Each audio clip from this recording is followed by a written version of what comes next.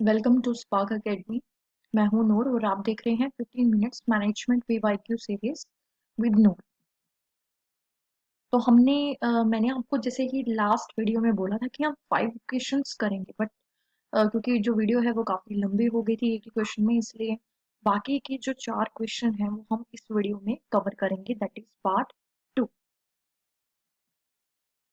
तो second question है, given below are two statements, one is labelled as assertion and the other is as reason.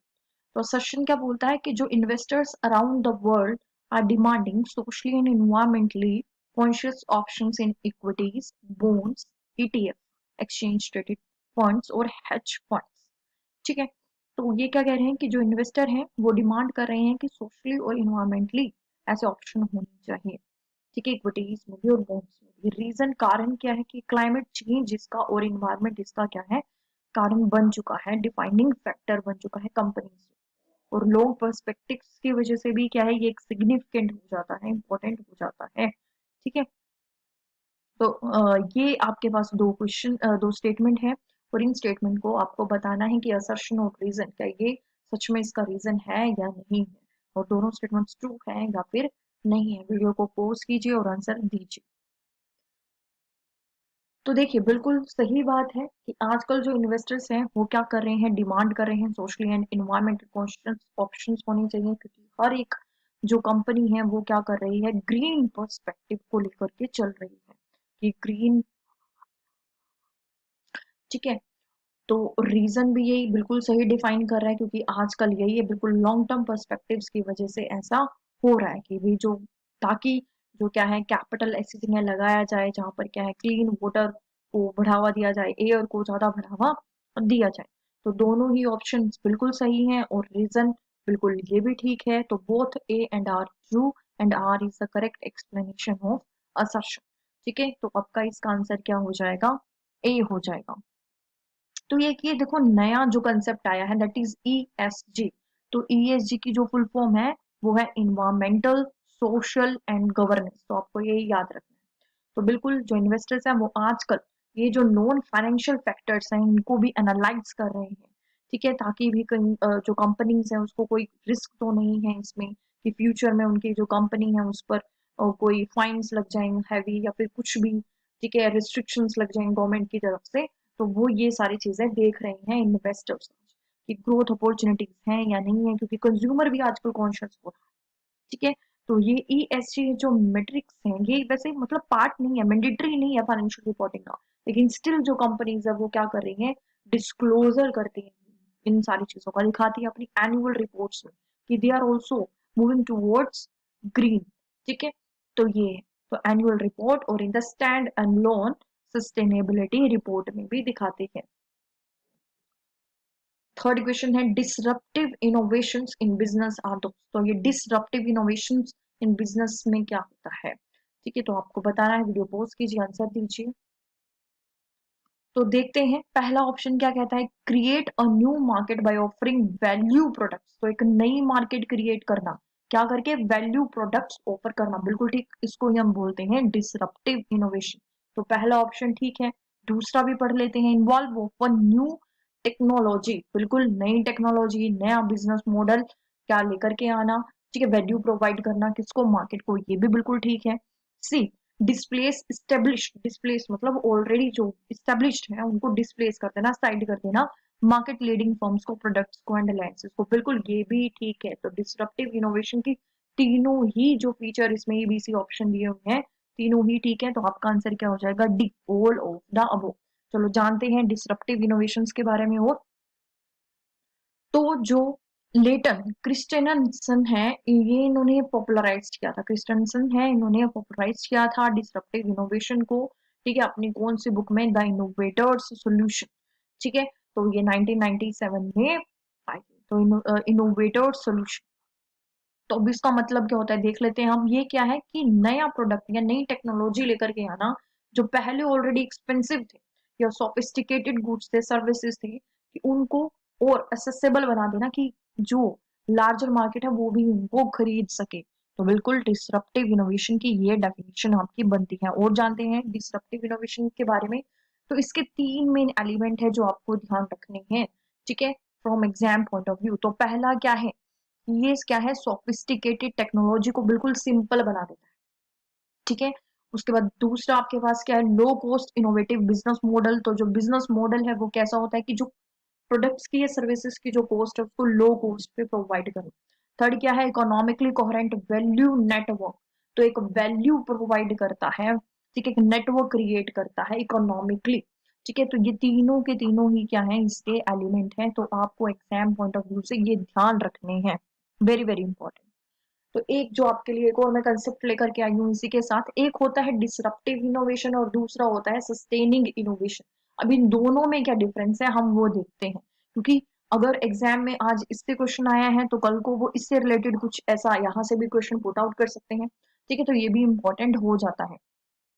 तो देख लेते हैं डिसरप्टिव इनोवेशन। तो ये इस तरह का इन्वेंशन है जिसमें हम क्या करते हैं, सिंप्लीफाई करते हैं बिल्कुल प्रोडक्ट्स को, मोर अफोर्डेबल बनाते हैं कि जो अनटैप्ड है, अनडिजर्व्ड है, मतलब जिनको अभी तक सर्व ही नहीं किया, अंडर सर्व्ड मार्केट है, उनको क्या किया जाए, प्रोडक्ट्स या फिर सर्विसेज प्रोवाइड किया जाए, बिल्कुल, ठीक है। और सस्टेनिंग इनोवेशन क्या है, ये ऐसी प्रोसेस होती है, इसमें इम्प्रूव किया जाता है, ठीक है। यहाँ पर क्या किया जाता है, सिंप्लीफाइड किया जाता है, और यहाँ पर क्या किया जाता है, इम्प्रूव किया जाता है। जो एग्जिस्टिंग प्रोडक्ट है उसी को ही इम्प्रूव करने पर ध्यान दिया जाता है, ठीक है। और ये सारे जो एग्जिस्टिंग प्रोडक्ट है वो किसको दिए जाते हैं, करंट ही कस्टमर को। यहाँ पर करंट है, यहाँ पर क्या है, ठीक है, अंडर सर्व्ड मार्केट, जिनको अभी तक मिला नहीं, ठीक है। तो ये है। उसके बाद यहाँ पर दूसरा डिफरेंस क्या आता है कि जो हमारे ऑलरेडी देखो जो एस्टेब्लिश्ड बिजनेस है वो किस पर फोकस होंगे, कि भी वो इम्प्रूव करने पर ही फोकस होंगे, कि हाँ कि भी जो प्रोडक्ट वो बना रहे हैं उसको और इम्प्रूव किया जाए, ठीक है, जिससे जो उनके कस्टमर है ऑलरेडी वो भी खुश रहे, ठीक है, भी उनको इम्प्रूव्ड वर्जन मिल रहा है। लेकिन जो ये डिसरप्टिव इनोवेशन आता है, तो जब भी ये आता है, ये मौका दे देता है न्यू कमर्स को या फिर स्मॉल बिजनेसेस को। वो देखते हैं कि भाई हाँ कि अच्छा इस मार्केट को तो टैप किया ही नहीं गया है, तो वो इसका फायदा उठा करके कुछ नया लेकर के आ जाते हैं, कुछ उसको सिंप्लीफाई, जो एग्जिस्टिंग उसको ही सिंप्लीफाई कर देते हैं, ठीक है, अफोर्डेबल बना देते हैं कि जो अनटेप्ड या अंडरसर्व्ड मार्केट है वहां तक इसको पहुंचाया जा सके, ठीक है। और यहाँ पर सस्टेनिंग इनोवेशन में क्या, इसमें कोई भी अनएक्सप्लोर्ड या अंडरसर्व्ड मार्केट पर ध्यान नहीं देता, बस जो चल रहा है, ठीक है, अभी हमें स्टेबल रहना है, कॉम्पिटेटिव रहना है, इस पर ही फोकस होता है, ठीक है। उसके बाद इसका बिल्कुल एक बड़ा अच्छा एग्जाम्पल है, अगर आप ये देख लोगे तो इन दोनों के बीच में जो पतली सी लाइन वाला एक डिफरेंस है वो आपको बिल्कुल क्लियर हो जाएगा इजीली, ठीक है। तो पहले हम देख लेते हैं सस्टेनिंग इनोवेशन का एग्जाम्पल, ठीक है। तो जो सीडी अगर हम बात करें, सीडी है, ठीक है, कॉम्पैक्ट डिस्क जो हमारी होती है, कि जो मैन्युफैक्चर है वो कैसे करेंगे सस्टेनिंग इनोवेशन, वो क्या करेंगे, जो सीडी है उसी में ही कुछ इंप्रूवमेंट लाएंगे। मतलब उन्होंने कौन सी ला दी, पहले जब जिन पर स्क्रैच लग जाते थे इजीली, तो अब वो स्क्रैच रेजिस्टेंट सीडी ले आए, तो इम्प्रूव कर दिया, ठीक है। तो ये क्या हुआ, सस्टेनिंग इनोवेशन हो गया। लेकिन अगर क्या है कि जो न्यू यूजर है उन्होंने देखा कि अच्छा चलो सीडी तो मिल रही है, लेकिन ऐसे लोगों को दूर जो रिमोट एरियाज है, जो नहीं वहां से सीडी ले सकते या उनके आसपास नहीं है, या फिर वो कुछ और नया ट्राई करना चाहते हैं, तो उन्होंने क्या कर दिया, डिजिटल डाउनलोड से ले, ठीक है, वया इंटरनेट। तो यहाँ पर जो सीडी है बिल्कुल उनको ऑब्सोलीट कर दिया। तो ठीक है, हमने अभी थर्ड क्या पढ़ा था कि वो क्या करना है, डिस्प्लेस करना है एग्जिस्टिंग को। तो बिल्कुल इसमें क्या हो रहा है, डिस्प्लेस हो रहा है एग्जिस्टिंग, ठीक है, जो एग्जिस्टिंग बिजनेस है वो डिस्प्लेस हो रहा है। तो ये काफी इंपॉर्टेंट आपका क्या है, डिफरेंस बनता है डिस्ट्रप्टिव इनोवेशन और सस्टेनिंग इनोवेशन में। उसके बाद आपके पास आता है नेक्स्ट क्वेश्चन, ठीक है, फोर्थ क्वेश्चन क्या है, कि भी जो आपका इंडियन अकाउंटिंग स्टैंडर्ड 8 है, ठीक है, वो बताना है कौन सा है, 110, 7 एंड 24। देखो इसके लिए जो एक्सप्लेनेशन है, ठीक है, वो मैं आपको एक सेपरेट वीडियो प्रोवाइड करूंगी, क्योंकि इसमें काफी बड़ा हो जाएगा ये एक्सप्लेन करना, और आपका एक कंसेप्ट भी क्लियर हो जाएगा with the help of trick, हम इसको कंप्लीट करेंगे। तो अभी वीडियो को पॉज कीजिए, आप इसका आंसर दीजिए।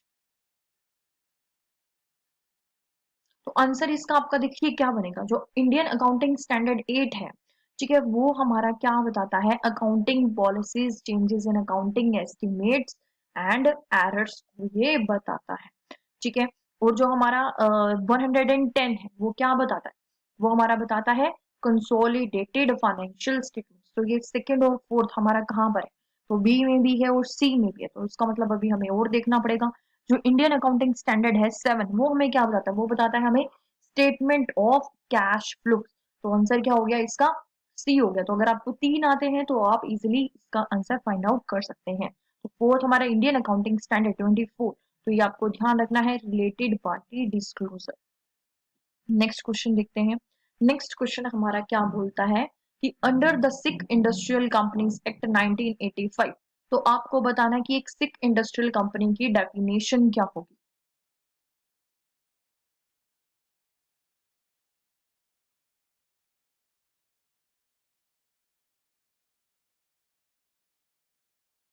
देखिए इसका आंसर क्या होगा हमारा? बी होगा। तो बीइंग अ कंपनी जो रजिस्टर्ड है for not less than 5 years, ठीक है 5 इयर्स जो अभी जिसको रजिस्ट्रेशन के अभी नॉट लेस देन 5 इयर्स, अभी 5 इयर्स ठीक है नहीं हुआ है, which has at the end of financial year, तो फाइनेंशियल ईयर के लास्ट में क्या उसका जो एक्यूमुलेटेड इकट्ठा लॉस है वो बिल्कुल इक्वल हो गया उसके एंटायर नेट वर्थ के, ठीक है। तो ये इसकी क्या है डेफिनेशन है। देखिए जो सिक इंडस्ट्रियल कंपनी है इसकी काफी सारी डेफिनेशन है, ठीक है। तो इसमें काफी कंफ्यूजन बहुत होती है कि भाई क्योंकि हम एक डेफिनेशन पढ़ के चले गए बस और एग्जाम के अंदर ये वाली पूछ ली, ये वाली पूछ ली या ये वाली पूछ ली, तो हमें नहीं पता चलेगा। तो इसलिए मैं आपके लिए सारी डेफिनेशन एक साथ ही ले आई हूँ सिक इंडस्ट्रियल कंपनी की।